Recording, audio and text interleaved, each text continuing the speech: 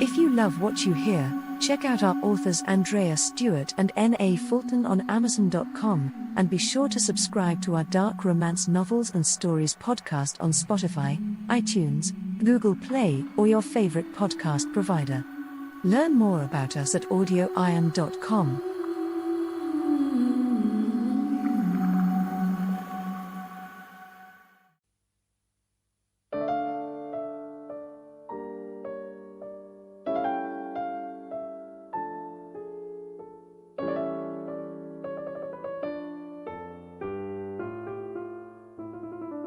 The Baroness Whitestone surrenders. 1809, Willowford, England. The Viscount of Winsley rapped hard on the white door with the bright brass ball of his cane and listened for any sign that the inmates of the little apartment above the High Street shop were stirring. He had ridden more than 30 miles today, his shoulder felt inclined to rip away from his back, and he was in no mood for sluggish service. It might well be late at night, and almost every house in this shoddy little village might be dark, but a doctor must be used to late-night rousing, and Henry was a man in need. He hammered the door again, hard enough this time to put dents in the painted wood. Every minute he spent standing out here was another moment in hell. He'd forgotten how unbearable this kind of bone-grinding pain was. If he had remembered, he would never have raced that skittish gelding. He was no young fool anymore, with bones that never broke and a body that could take any beating. A man in his teens could take a fall. A man in his 30s could not. What an idiot he'd been to take that bet. Now he was out the horse he'd ridden, the money he'd squandered on the bet, and the once fully mended shoulder that he'd torn apart again. In Abbotsford, he'd tried to drown his pain in hard liquor. He'd assumed a couple of days dead to the world would leave him better off than he was right after the accident. But it had simply left him hung over and with a much magnified pain that started in his back and radiated through his entire body. He needed a proper doctor, and he meant to have one. Whitestone had cured him once. He could do it again. That slap-faced git he had consulted yesterday morning had given him a poultice that did less than nothing at all. Henry would not suffer another night like this for all the world.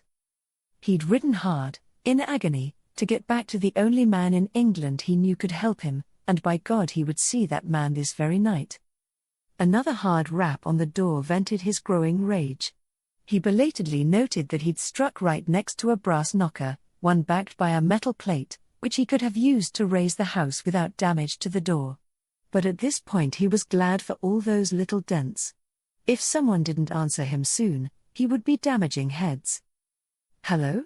A young voice called out from behind the door. "Who is it that batters our door like a beast? What do you want?" Henry scowled. Was the doctor already out?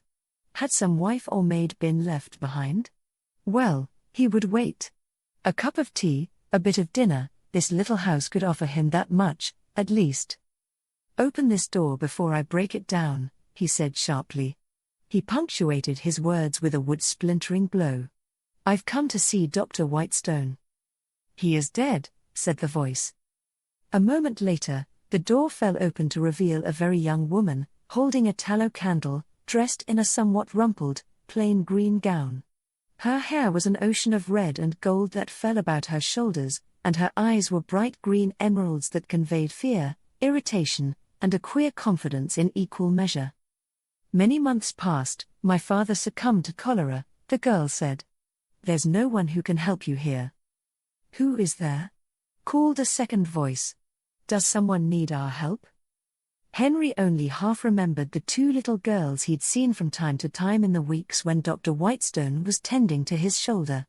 The painful surgery and the weeks of recovery had given him many hours in the man's office, but laudanum and other medications had left him more than a little fuzzy in the mind. He seemed to recall a nubile young thing, a slender nymph-like creature, flitting about. Her hair had been tied up in a white molly cap, and she'd always had a bowl of this or that in her hands that she was handing to her father. Her little sister had been there too, a silent watcher, creeping in and out of rooms with her big brown eyes. "Aria, isn't it?" Henry asked. He pushed against the door, using just enough pressure to force it fully open. His eyes lit on the girl at the top of the stairs, noting she was illuminated by her own flickering candle. That would be Sophia. "My lord," said Aria sternly, "my father is dead. It is nigh on midnight, and you have all but beaten down our door. And yet you have your father's shingle out still, and I see his jars and potions through the window," Henry said as he moved past her. Taking the hard left turn he remembered from his many weeks here long ago, he opened the rear door to the treatment room. Its large, flat, oak table and array of drawers stuffed to the gills with surgical instruments brought 1,000 memories to mind. He strode through the room, out another door, and entered the little shop. There was the long counter he had seen from the street, and behind that a wall of medications stored in jars, cans, bottles, and boxes. There had to be something there to help him. Even if it was only laudanum. He must have some relief.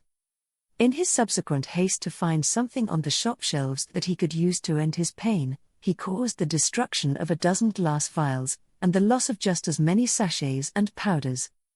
"My lord," said the girl. She had come around the counter to try and capture his arm. "My lord, you must stop this. I cannot help you if you will not let me." He looked down at her. "How can you help me?" he asked, putting all his contempt at her feeble efforts into his words. "You're nothing but a girl." "But a girl who knows how to help you," she rejoined. "These are my father's medicines, and I know them better than all the world. Please, my lord, go into the surgery, take off your shirt, and let me gather what I need." Henry glared at her. Just enough moonlight came through the windows to let him see her face, and in it he saw her conviction that she could, in fact, do him some good. Looking at the wall of medications before him, he realized he could spend another hour destroying everything he saw, and he would not be one step closer to being out of pain. So be it. If the girl didn't make good, he'd beat her to death and have his way with her sister. That would be quite the appropriate punishment for promising what she could not deliver. Without a word, he left his place behind the counter, walked back into the treatment room. He hefted himself on the big flat table he remembered from his visits long ago, stripped off his great coat, his waistcoat, and his shirt, and dropped them all on the floor. "Lie face down," said the girl as she entered the room a moment later. In her hands, she held 2 jars, a mortar and a pestle, some powders, and a vial of oil. With a grunt, he complied, the icy wood sending a shudder through his head and chest as they made contact.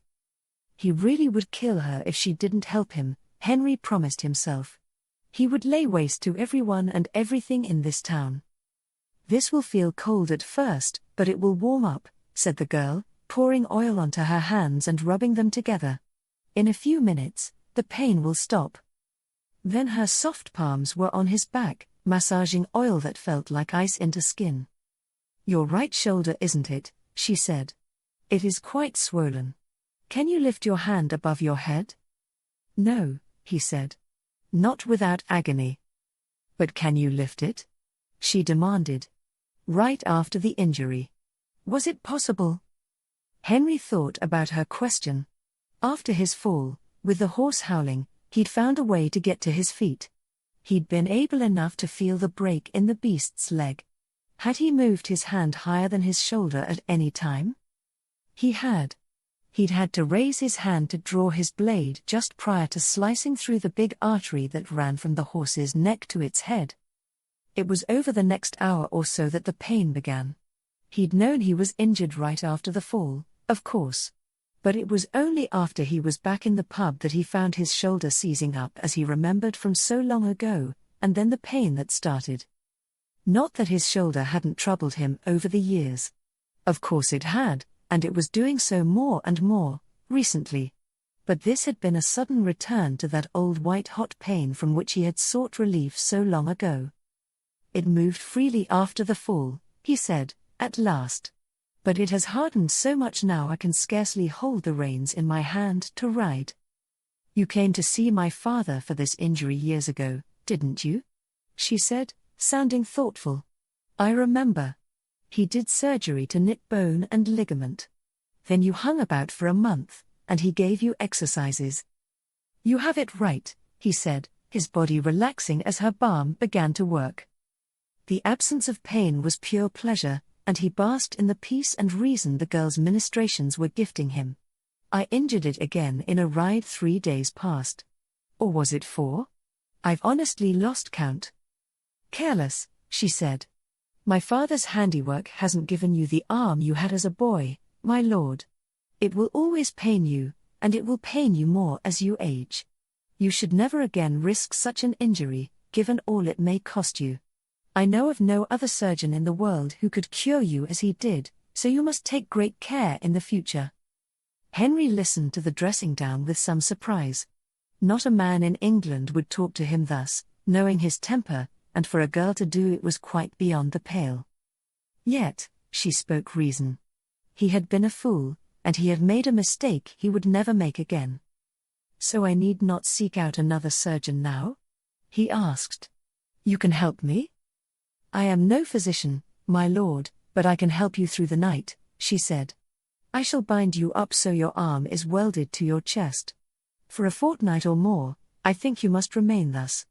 You must not ride, nor take exercise beyond a walk from bed to chamber pot until your body has had time to heal itself. I will give you tinctures and treatments for the pain, and then you may go on your merry way. Go where? He asked, quite mystified. There is an inn, she said. Just 3 streets over. You may rest and recover there. Shall I not need someone to anoint me when the pain returns? Is there some other doctor in this town I should see? She hesitated, then sighed. I am afraid there is only what passes for a doctor now, my lord. He alone serves this town and half the county since my father's death. If you consult him, he will tell you to ignore everything I have just said. He will apply leeches to your back, or bleed your arm, in an attempt to reduce the swelling. Then he will tell you that you shall never recover.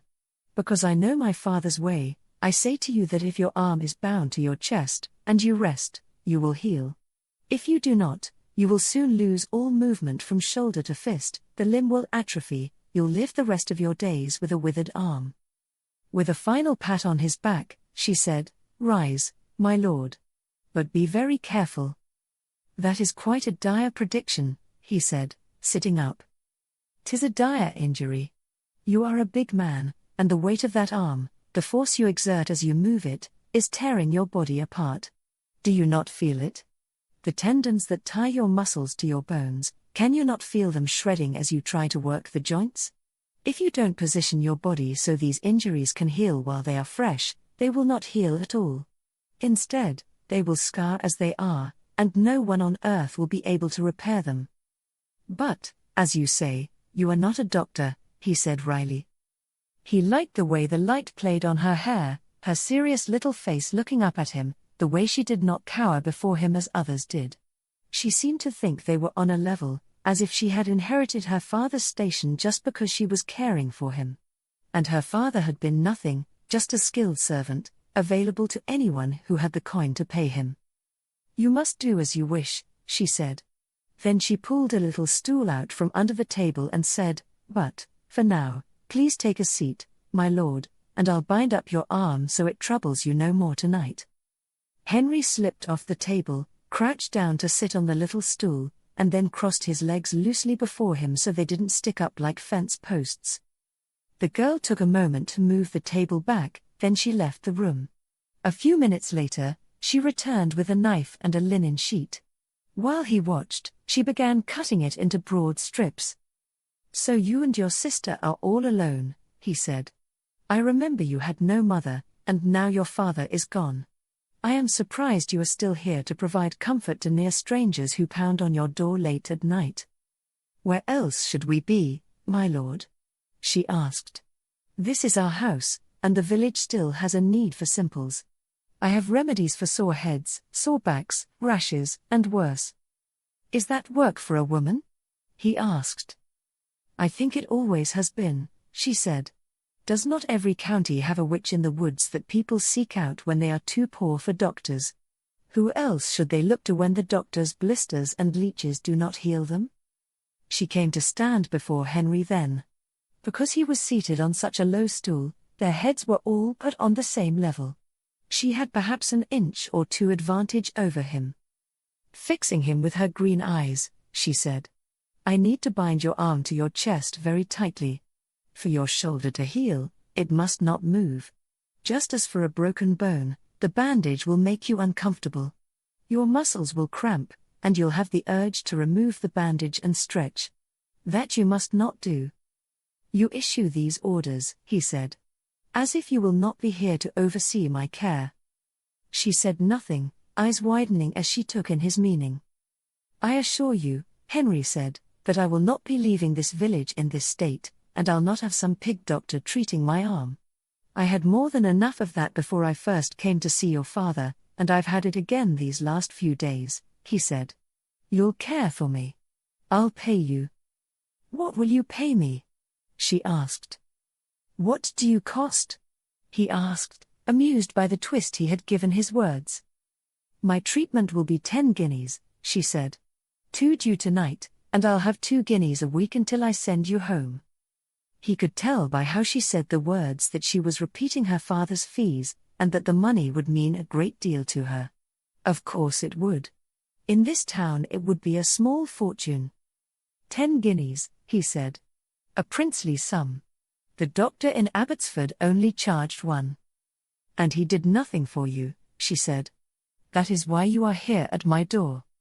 Henry felt for the coin purse tied at his waist, and plucked out 2 gold coins. He offered them to her along with the words, "But I will take all my money back if I am not much improved in a month's time." "No doctor can guarantee a cure," she said without taking the coins. "And some of the money I earn will be spent on your care." "You are not a doctor," he reminded her. "You are a witch, and what do you suppose happens to them when one of their poisons doesn't work? People demand a return of their coin." They stared at one another silently for a moment, until Henry smiled. "You drive a hard bargain. I'll give you your 10 guineas, but I want 5 back if I'm still unable to ride in 4 weeks. 12 guineas, she said. 7 back if you can't ride in 5 weeks. Done, he said. I always enjoy a wager. The girl took his money, and he saw her hand slip into her skirts. He knew there would be a little hole in her gown, and inside that, next to her skin, a little pocket. It was an old-fashioned mode of dress, but she was provincial and he must expect no less. "Put your hand on your shoulder," she said. "Use the fingers on that hand to grip hard, and let go the muscles of your arm so it simply hangs. Square your shoulders, my lord, and make sure your back is straight." Henry obeyed the strange instructions, and then she began swiftly to bind him.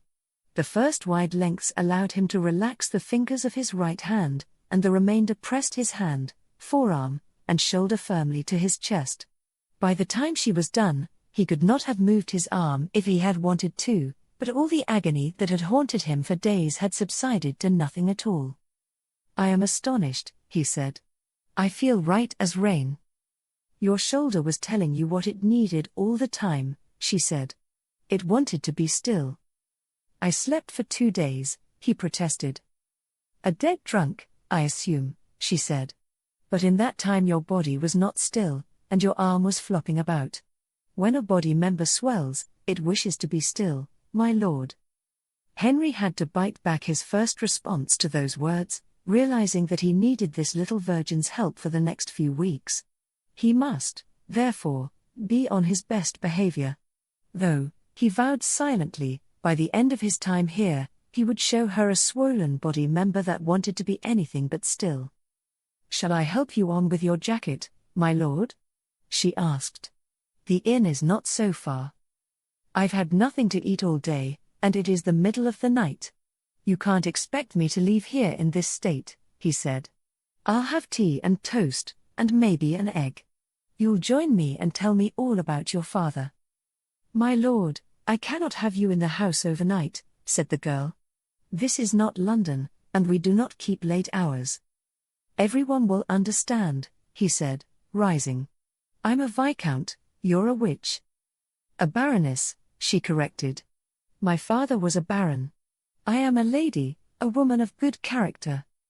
"And you will be one in the morning," he said. A landless baroness with not a farthing to her name is in no position to drive me out of the house at 2 in the morning.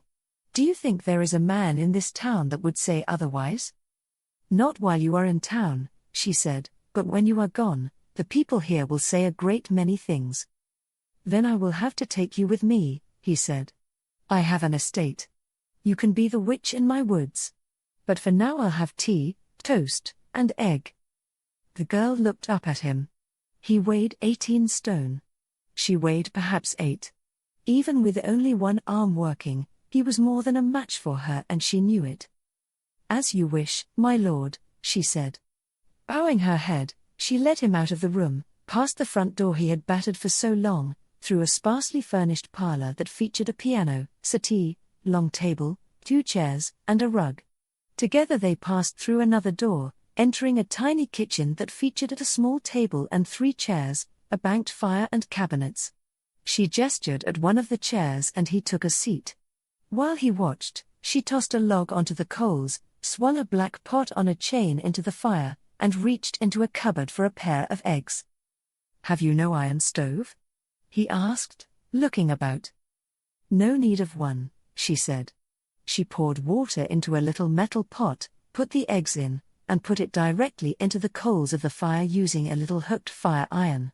We cook well enough for ourselves with what we have, and we are steps from the baker, the butcher, and the inn when we want more.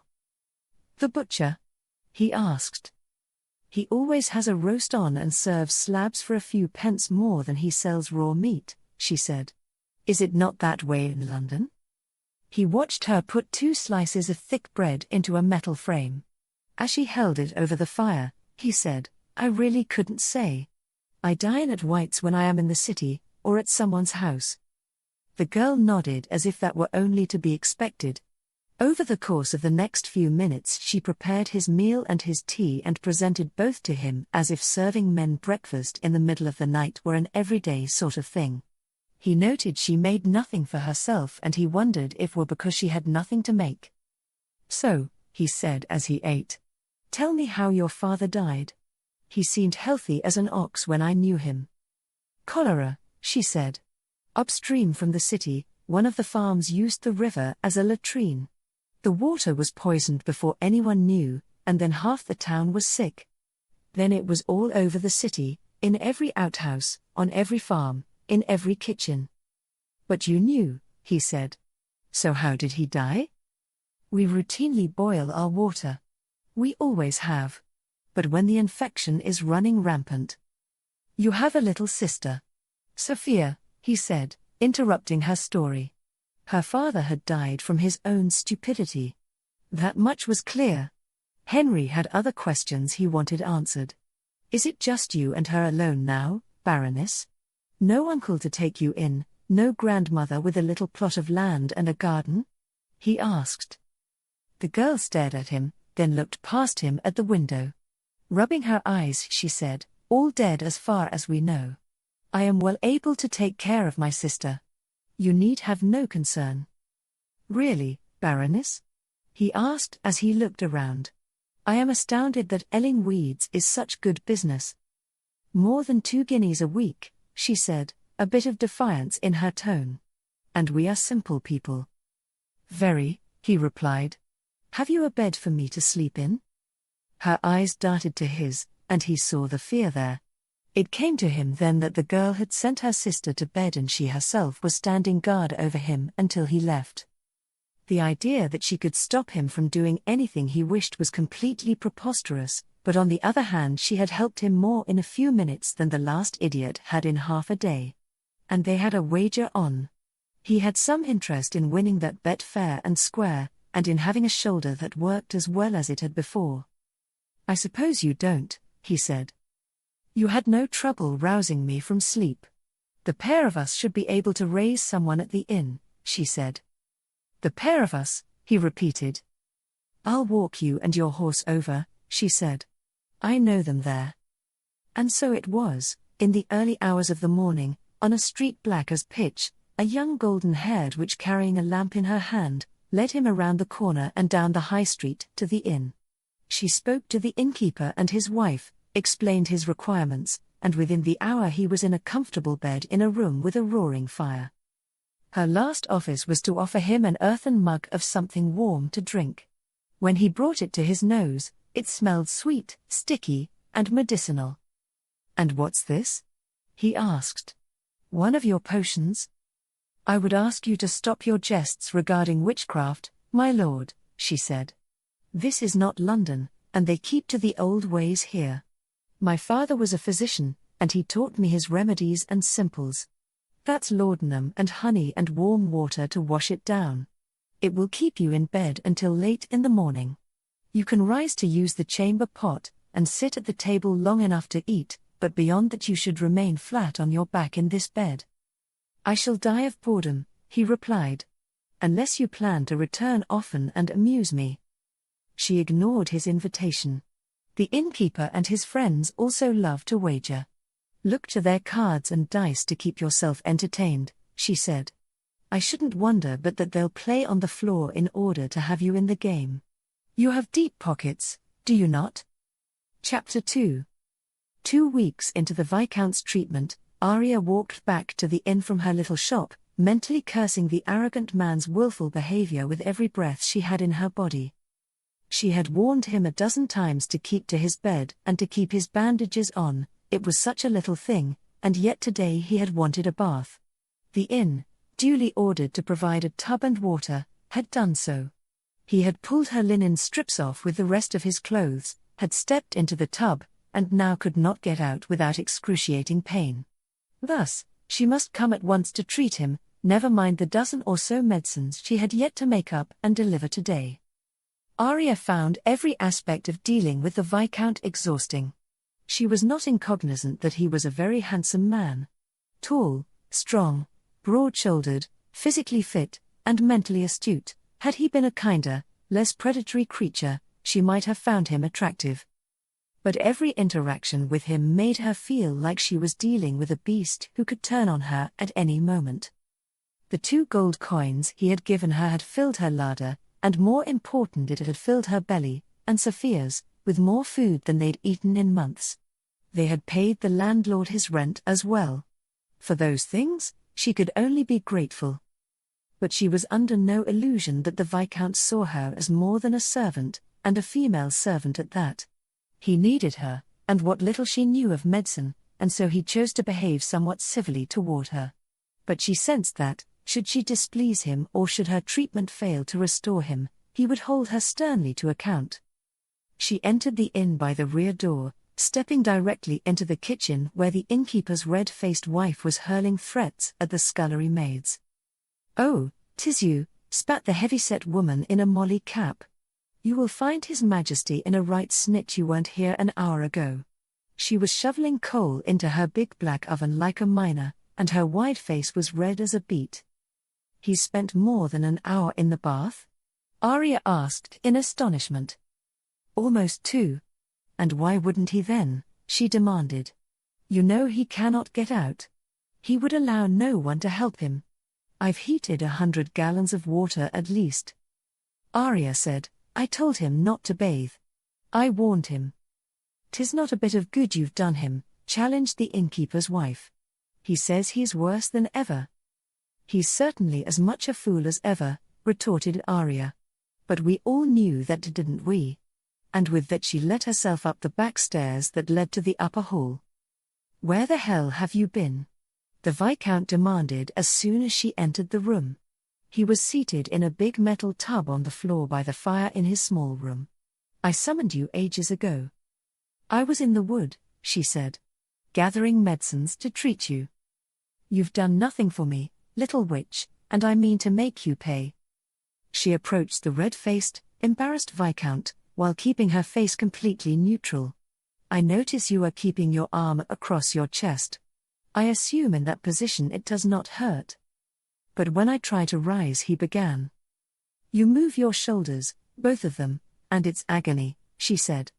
"I told you not to remove the bandages." "I needed to bathe," he replied. "I stank to high heaven." "And now you have," she answered. "Now we need to get you out of that bath, onto your bed, and back in your bandages. Then you'll be right as rain." And with that, she moved to his side. I will press your arm to your chest, and you'll use the rest of your body to get out of the tub. Start by leaning forward and standing up. Do not twist your body from side to side. The Viscount must have been quite desperate to leave his bath, because he followed her orders exactly. Aria, who had seen many a naked man in her time, yet found herself averting her eyes as she helped this grandiose lord step out of the water and move to the bed. I see you still have some modesty, Baroness, the Viscount said as he sat on the bed. A young girl on her own, I am surprised you have any virtue left. I should have had you ages ago if you lived near me. All men aren't like you, she replied. Lie face down on the bed so I can examine you. As he complied, she studied the way his muscles moved under his skin. Moving to his side with her retrieved basket of medicines, she knelt down. Coating her hands in the oil of laudanum and mint she'd created this morning, she started kneading it in. She probed the tendons and muscles of the shoulder, dug her fingers in to feel for any bulges or unusual depressions, then she moved on to explore his lower back, ribs and neck. I was fit to kill you when you walked in, he said. Now I want to make you my wife. A mere baroness? She replied. Surely you jest. Your shoulder seems to be healing nicely. The swelling has gone down, the muscles and bones have slipped back into place. All that remains is to keep them there until they are strong enough to be put back to work. How many years are you? The Viscount asked. 7 and 10. I think that's right. It is, though it's none of your business, she said. Please sit up. She helped him sit on the edge of the bed, and once again averted her eyes from the stirring manhood between his legs. Put your hand on your shoulder, as you did before, and hold still while I wrap you up, she said. Have you a beau? He asked. Some young man you are sweet on. Has he had you, and are there little witches and doctors on the way? I've no interest in men, she said, unrolling the long strips of linen around him. I have my plants, my home, my sister, and I want for nothing more. Except for the occasional golden guinea, he said. Maybe you're one of those women who sells her favors. Aria felt her blood boil, but she continued to work. She did need his money. Things had been dire before he'd beaten down her door, and they would be dire again. Selling concoctions to ease cramps, settle stomachs, and soothe headaches was not a way to earn a living, but as a woman she had few other options. In fact, even her little store was considered work for a man. Do I strike you as a woman who would sell her honor for so little? She asked. So you are pure as the driven snow, he replied. I am pure as any maid might be, she answered. We are all much the same. With that, she began the work of sewing up the bandage using a needle and thread she had brought for that purpose. Previously, she had used knots to cinch the wrap, but stitching would ensure it stayed comfortably in place throughout the day. In a way, virgins are all alike, he said. But then again, I might also say they are each completely different. They are all soft and yielding in some places, and they all make little noises. Stop, she said, stepping back. I will not be spoken to in such a fashion. If you carry on this way, you may go to Dr. Sturger's and meet his leeches. Finish your work, he ordered, rolling his eyes. One thing all women are is soft in the head. Aria did move forward to finish her work, and she fought off the urge to jam her steel needle in his shoulder as part of the process. You're unmarried, a baroness, and you have a little sister to support, he said. I wonder if you would make a wife. Aria ignored him. I have it in mind to marry, and I think maybe you'll do. You seem a bit smarter than the average girl, and 'tis said that you'll know the pup by the. I know the saying, she said sharply. But I've no interest in marrying anyone, least of a man who equates me with a female dog. I know you've no real intention of marrying me. You have all of London to hunt in, and why should you not want a big dowry to go with the biddable wife you bring to your bed? She stepped back and began putting away her vials, scissors, and thread. Oh, I've had them all. All those fine women. But they have their airs and graces, and their high and mighty attitudes. I've no need of their money or their land. I'm happy as I am. I want a country wife. Well, that's not me, she said. I was born and raised here in town. As if this isn't the country, he replied. And I thought you were a witch. I have a wood. It's hundreds of acres long and wide. I've a big house too. It is ever so much more than 10 guineas. Do you want it? Aria stared at him. Ah, you know a bargain when you hear one, he said slyly. Why would you want to marry me? She asked. It was hard to fathom, even as she said the words, that such a thing could be possible. I am of an age to marry, and I want a wife that won't trouble me much. Not a woman with a grand title and a big dowry and a lot of expectations about going to London every season. You're just enough of a lady, with just a little bit of a title, and I think you'll be a happy addition to my comfortable country house. So, you want a servant, not a wife, she said. I want a wife, not a queen, he replied. You are toying with me, she said. You've no intention of marrying me. You've just lost interest in cards and dice, and now you intend to harry me as I earn the 12 guineas you'll owe me in 3 weeks' time. She shook her head dismissively and strode toward the door. Such a waste of both my time and yours. The Viscount watched the prim little miss walk out of the room with her head held high, and mastered the desire to go after her. He was one-armed, nude, and her ministrations to his shoulder and back had left him sleepy after his long bath. Dropping his head onto his pillow, he pulled the soft sheets and wool blanket over him, and then stared into the fire a few feet away. Taking the Baroness as his wife was not such a mad idea. He was of an age to get an heir, and he needed one, because he'd see his snivelling little brother in hell before he'd let him inherit the estate and all its income. Henry had indeed slept his way through London, and he'd had any number of other men's wives. He'd had their pretty daughters too. But all that was merely merriment. Marriage was quite another thing. A wife might have expectations. She might have relatives. She might make demands. He wanted a titled woman quite at his mercy, and the little witch might quite fit the bill. She had a little sister, not much money, no man to protect her, and apparently no man sniffing about to put a ring on her finger. She was feisty, had a bit of a mouth on her, but she was quite comely, and he wouldn't, he thought, mind being both her first and last. And once she had a babe in her, she would become as docile as lamb and quiet as a mouse. That was the way with women. The more children you gave them, the less will they had to annoy you. As he drifted off to sleep, the Viscount found himself imagining his little witch with her soft, skillful hands and slender figure in his bed. Why should he not scoop up this pretty English rose from this dirty little town, and make her forever his own? It was only a matter of publishing the banns. Chapter 3. Aria accepted her 2 guineas from the Viscount with an odd mixture of gratefulness and resentment. He sat before her bare-chested, a broad grin on his face, and he said, "Are you saving your pennies lest I say, in a week, that you've lost our wager? If you exercise exactly as I have shown you." When was exercise part of our bargain? You were to heal me. Now you ask me to heal myself, he said.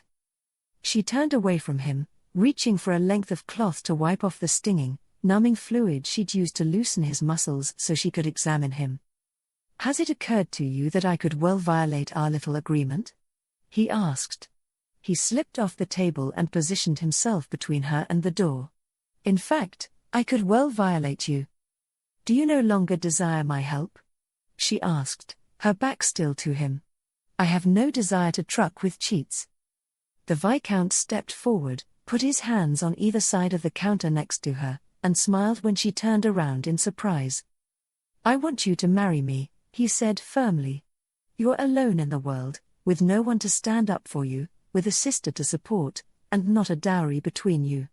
It is madness for you to refuse me. Aria didn't know where to look.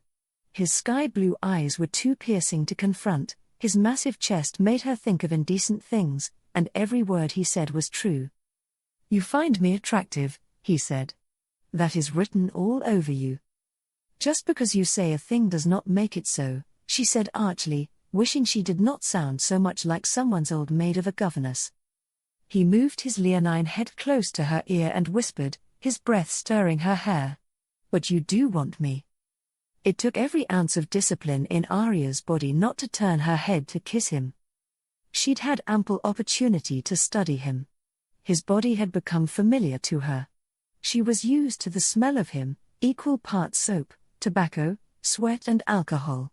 She thought he smelled like the man he was, urbane, callous, practiced at seduction, and used to getting his own way. "But I do not love you," she replied. "I am not even sure I like you." "So much the better," he said with a smile. "Love, whatever it might be, fades far too quickly in women. Desire, now that can rage for years. A woman can hate a man, can want him dead, and still want him between her legs." Aria tried to duck under the Viscount's arm, but it captured her instead. In an instant, he had her up on the table he had just been on, and he was standing between her parted legs. Only her many skirts and his trousers set them apart. "Let's have this out," he said. "Marry me and you'll be safe for the rest of your life. You'll never go hungry, and your sister won't either. You'll have a house and wood of your own, sons and daughters to raise, and all my wealth." "It's not enough," she said. "I need something more." He cocked his head to one side and looked at her quizzically. "Do you?" he asked. With his free hand he pulled her head down, and their lips met. A spark of pure fire shot through Aria, rising from between her legs, into her mouth, shocking her with its ferocity. His endless requests to marry her, the intimacy involved in treating him, the promises he made, had all put her into a state where she did find him attractive. She knew she didn't love him, knew he was nothing but arrogant, handsome, rich, and cruel, but she wanted him in an animal way that made no distinction between good and evil. "Let me put a baby in you," he said when he broke their kiss. He whispered the words. "Don't you want that? Isn't that what you've always wanted? Isn't that what you've been waiting for? To be stretched and filled in just the right way? Imagine it. Think how much you'll change." Then he was kissing her again, and one of his hands was on her leg while the other found her breast. Her head reeled. Of course she wanted children, a family and a home of her own, something more than the endless fear and want she'd endured for so long. "You'll give me a son. You'll give me a fine brace of boys to put to work, with a bluff firstborn to lead them." As he spoke, his head was near her ear, and the hand on her leg was working its way up under her skirts. "Please, don't," she said, trying desperately to capture his relentless hands. "You have to stop." "Then give in," he whispered. "Let me publish the bans. In a score of days we'll be married, you'll be safe as can be, and in a couple of months more my boy will be on the way. Make us both happy, Baroness. Make your sister safe. All you have to do is give in." "Yes," she said. Her eyes were closed and her heart was pounding. "Yes, fine, I'll marry you." She didn't love the Viscount, but what of it? She didn't love living here in this tiny little town, scratching out a living, wondering from day to day, week to week, if she and Sophia would have enough to eat or a place to sleep. So she would marry, as every woman would in her circumstance.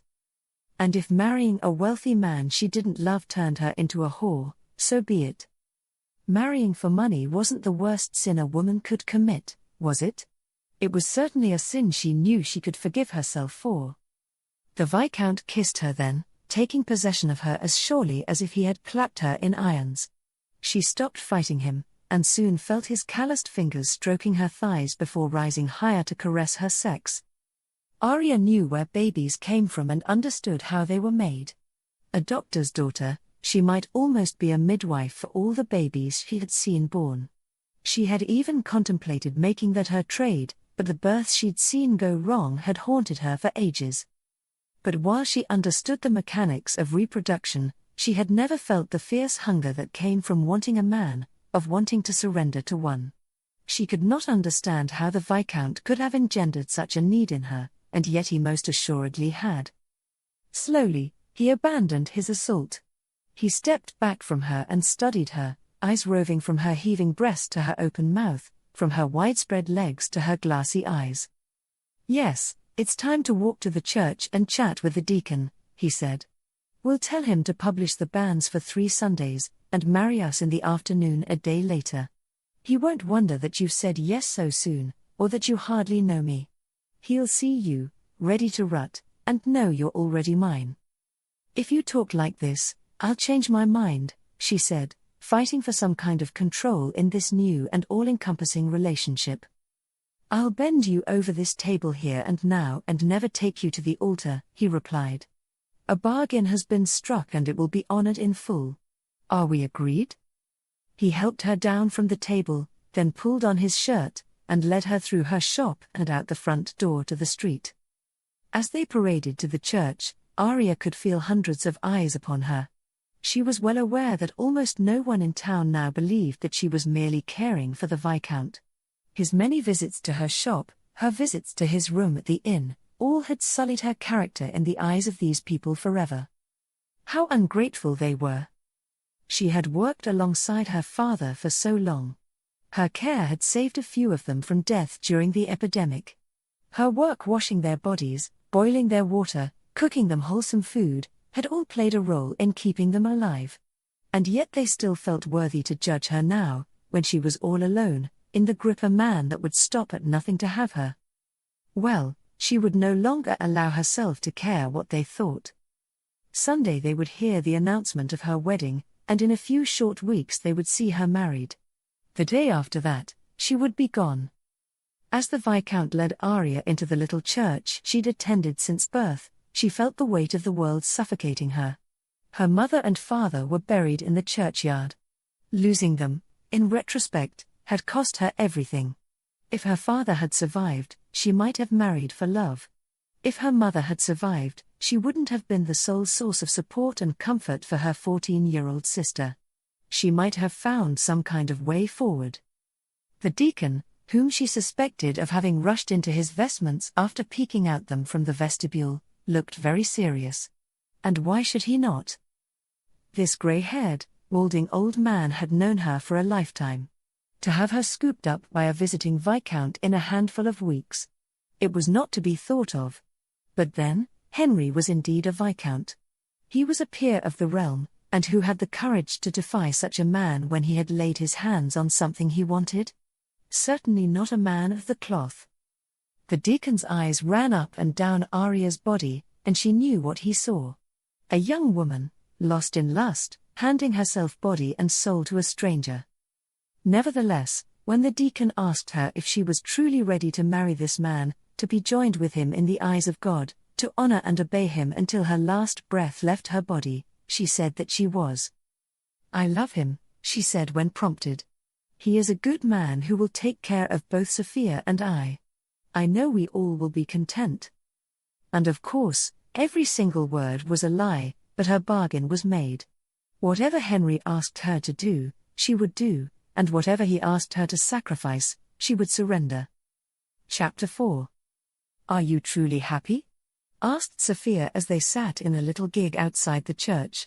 It was an open-air affair, more of a pony cart than a coach, but it was more than enough to take Aria and her new husband the few streets required to deliver them to her home.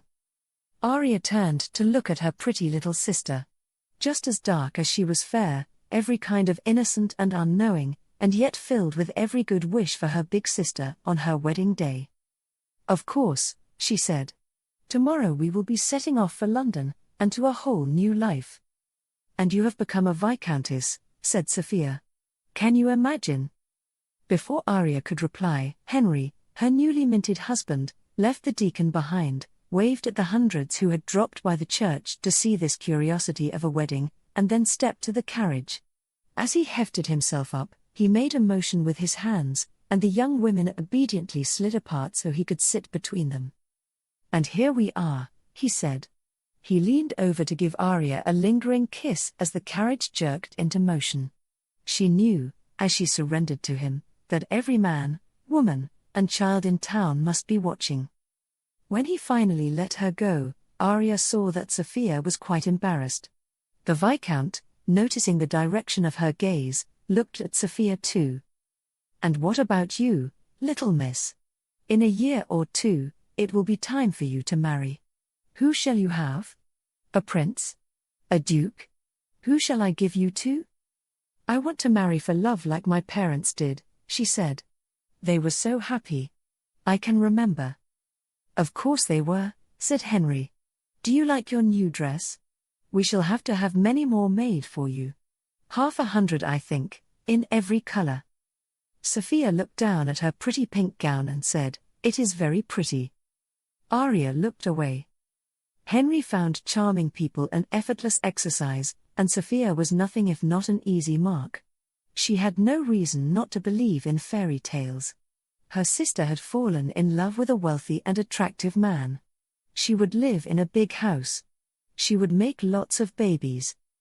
I'll need a few minutes with your sister alone before we have dinner tonight, the Viscount warned Sophia. Dinner? She asked. Aren't we having it at home? We will be eating at the inn, he replied. I have ordered a festive repast. But first we must go home for a little while, if you don't mind. No. Of course. I don't mind at all, said Aria, still entirely lost and confused. She knew nothing of wedding nights, of bedded brides, of lust or desire. I am happy to wait. When they reached the little side door Henry had pounded on so long ago, he stepped out of the carriage and reached for Aria, who let herself be drawn down into his arms. Like a prize from a battlefield, or an animal shot in the field, he carried her into the house and up the stairs, leaving Sophia to get out of the carriage and into the house on her own. Which room is yours? He asked. Or shall I have you in whichever I happen to like best? The first on the right, she said. He opened the door, stepped inside, and kicked it shut behind him. When he dropped her on the bed, she made to stand up, but he pushed her back down again. No, my lady, he said. I think not. I have to take my gown off. That is my gown, he corrected, as you are my wife. You'll not take it off. You'll be lucky if I let you out of it sometime this week. Using you like the whore you are when you're in that pretty little dress is my fondest desire. By this time, his own clothes were off, and Aria had a moment to admire the set of his shoulders. Perfectly even they were, and both his arms were quite strong. She had earned her guineas, each and every one. Then her eyes drifted lower and she saw the staff he meant to put inside her. Again she tried to sit up, but he pushed her back, and before she could right herself, he was on his knees and he had her by the hips. He wriggled her this way and that until he found his way inside her, then he held her still as he began to thrust. At this every thrust, she felt as if she had burst into flame. Her hand came to her mouth, her breasts, she wanted him everywhere at once. I'll have my way with them too, he told her. Never you fear. I'll teach you every trick in the book, and 100 more too. You'll be my own little whore, never shared with another man.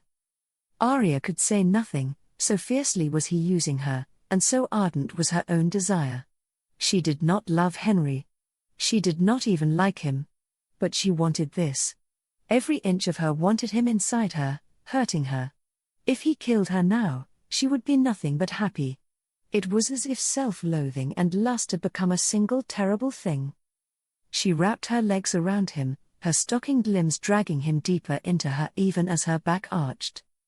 Then felt a sudden wetness inside her, heard his gasp of release, and something of her own desire evaporated.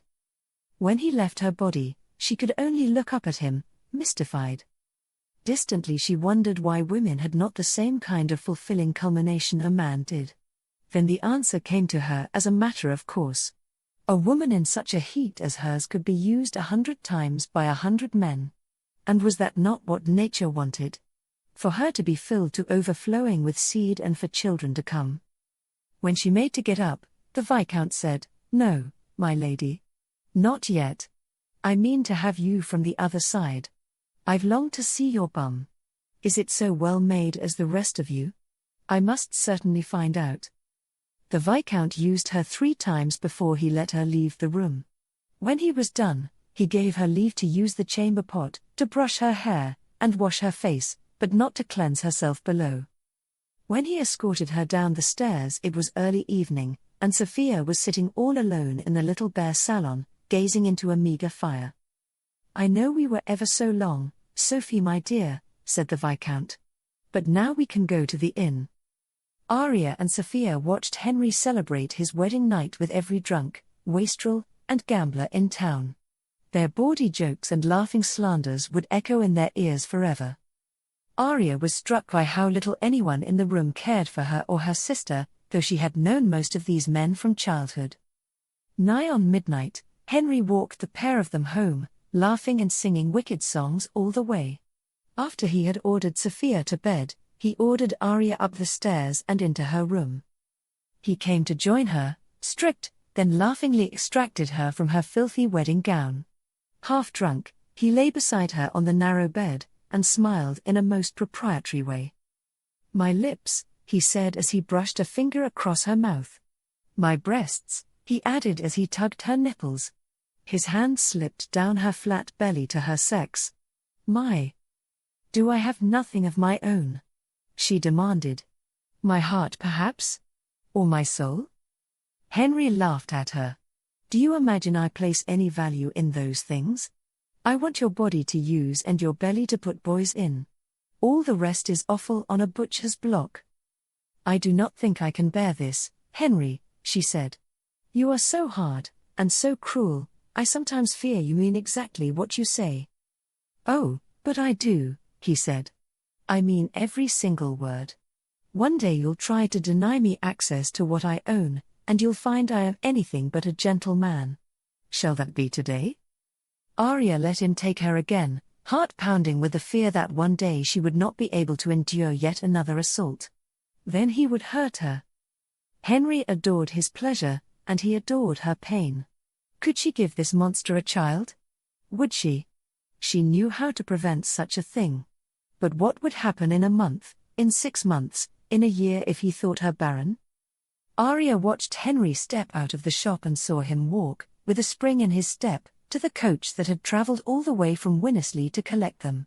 He threw open the carriage door without waiting for a footman to assist him, and slipped inside to sit next to his battered bride. Closing the door, he rapped on the hardwood ceiling with his walking stick. "Move on," he called out. Then he turned to Aria. "That purveyor of leeches they call a doctor paid a pretty penny for your little shop. Twice what it was worth. I think he was very glad to see you go. You must have been quite a thorn in his side," he said. "Oh, she was," said Sophia. "Half the town came to her when they were ill. My father always said she would make a fine physician." Henry smiled at her. "Well, she won't have to take care of anyone but me anymore," he said. "I have bought all of her all up. I and my children, and of course you, my dear, shall be her only concerns going forward. And in truth, isn't that enough? To care for us is all she was born for." "Do you think so?" asked Sophia. "Isn't it what all women are born for?" Henry asked in mock innocence. "Won't the man you marry see you in just the same way?" Something inside Aria twisted then. She knew at that very moment Henry would never have a child by her. She would die before she allowed that to happen, because she might give birth to a girl. Their bargain had never encompassed the right to twist the mind and heart of her little sister. It had not encompassed permission to rape her over and over again. She would never, could never, allow a man like Henry to call any child she bore his own. Aria squared her shoulders, looked out the window at passing fields, and took stock. Her wedding vows had given her Henry's title, some access to his fortune, and they were carrying her away from that horrible, thankless, miserable little town she had feared she might never escape. The poor, hungry, and desperate Baroness Whitestone had died in that town.